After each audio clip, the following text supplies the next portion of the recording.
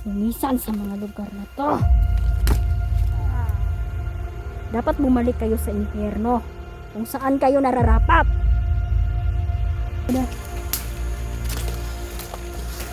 Pinapaubaya ko sa'yo ang paghatol sa pagpatay. Big Boss!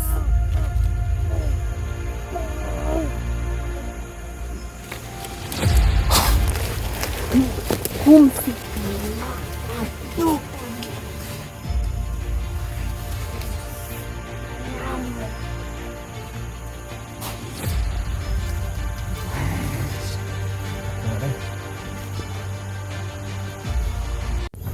Yan, hello po mga idol, kumusta po kayong lahat?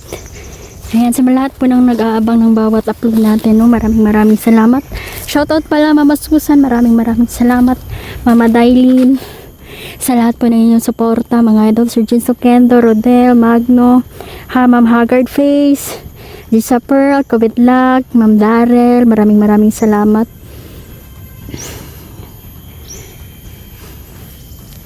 So tuloy tayo mga idol, no? Grabe ang pagsubok na dumating sa amin mga idol.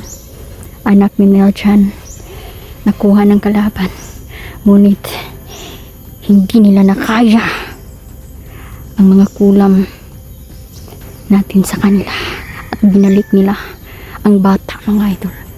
Ngayon hindi pa kami tapos ni Big Boss, dahil kami ang papatay sa kanya. Mga hayop sila, walang kaluluwa ang mga taong to.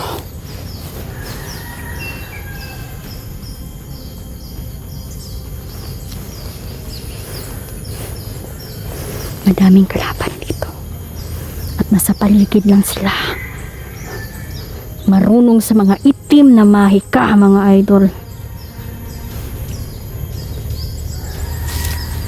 Hindi sila basta-basta at hindi sila natatabla ng bala.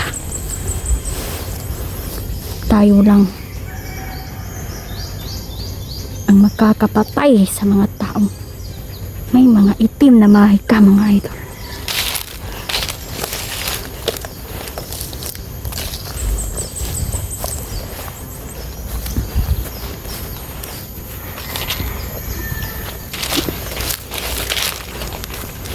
Kakalungkot po dahil si Mario, yung apo ni Lolo, ay nagtraidor sa atin. Tinatanong ko siya ng paulit-ulit kung bakit niya ginawa yon. Gusto niya mas makasama niya kanyang ama mga idol, dahil ang ama ng batang yon isang bandido.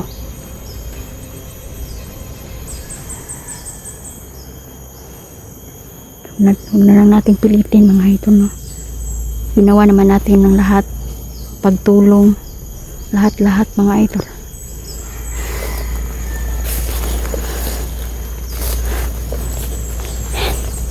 May mga tao dito.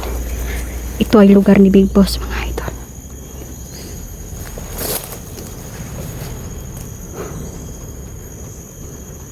At nandito sila.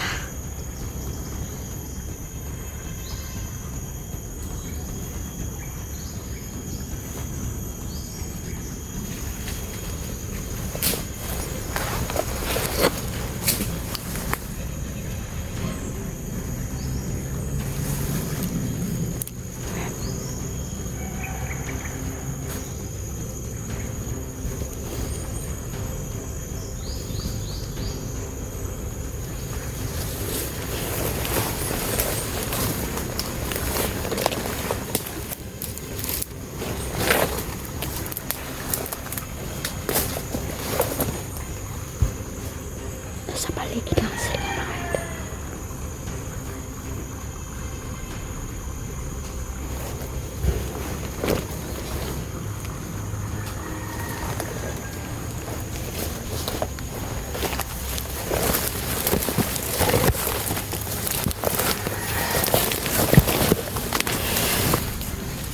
Nandito si Big Boss at alam kong naghihingalo na siya.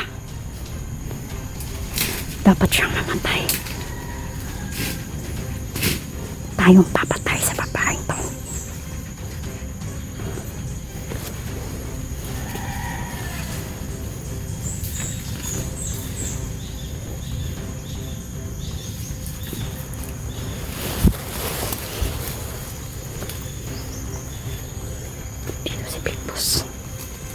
May mga kalaban sa paligid. Ang dami nila. Mukhang mayroong bagong bantay papunta doon sa bahay ng dating pinagkakampuhan ni Big Boss JD. Dapat siyang mamatay ngayon. Dapat.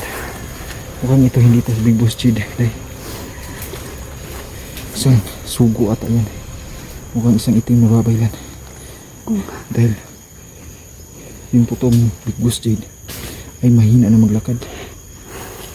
Mahina na nga. Dapat tayo, sabi ng aking kaibigang liwatat, tayo daw dapat ang pumatay sa babaeng yun. Hindi mo kasama si Sholo? Hindi ko kasama si Sholo ngayon. May ginagawa siya. Sabi ko na yung mga armas kasi na nakuha ko, pinalipat ko ng lugar kay Sholo. Kaya maya-maya nandito na siya. Binigyan ko nila din siya ng pangontra para hindi na siya mabihag. Malakas na pangontra ang dala niya ngayon. Bisag maglusot-lusot pa siya diri, wala na problema. Dili dyan siya madakpan. Kasi may pangontra siya. Kahit may babae pang sumumpa. Si General po ay hindi po sumama, may sakit. Pagkaso siya. Trangkaso ba, sakit sa katawan. Pero pinainom naman natin yun ng gamot. Ito yung tubig sa balon.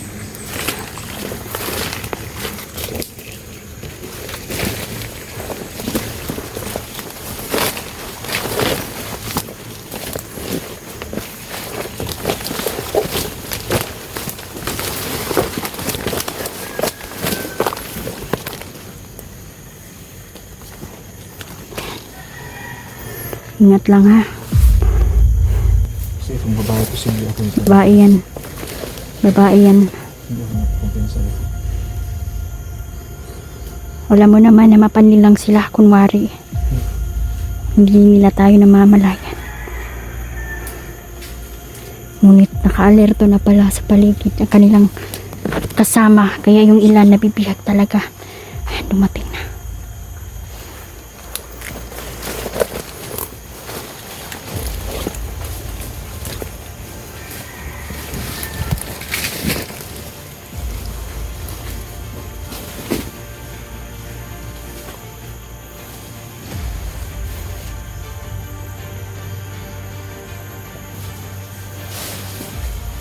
Si Big Boss Jade na lang natitira mga idol.